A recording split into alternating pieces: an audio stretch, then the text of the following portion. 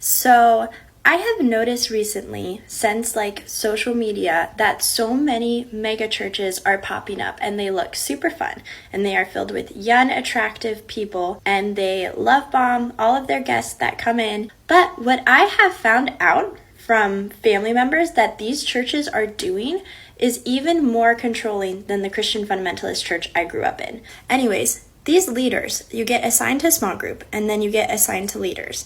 And what's happening in these small groups is the leaders and the church are literally asking for your financial statements to make sure that you are tithing enough and to make sure that you are not going into debt. And it doesn't sound like that, like they're not going to say, give us your financial statements to make sure you're tithing enough. They're going to say, let's do a budgeting class.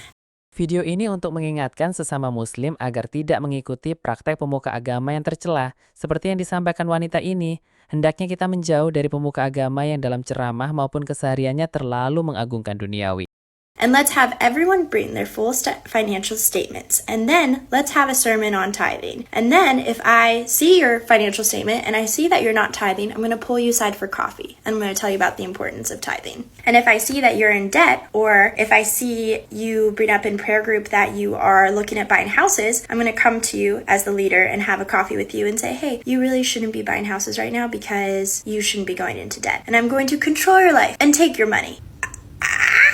I'm just noticing more and more of these churches and more of like former friends and family telling me about these churches, and it's just so bad. And they are popping up like crazy because they are money making machines, and the pastor is making so much money and the leaders are making so much money, and they're not going to stop until people start calling them out. And the problem is they look normal, they're pretending they're welcoming, and they're pretending that there's so much less judgment version of Christianity and they're a safe place for young people, but they are way worse.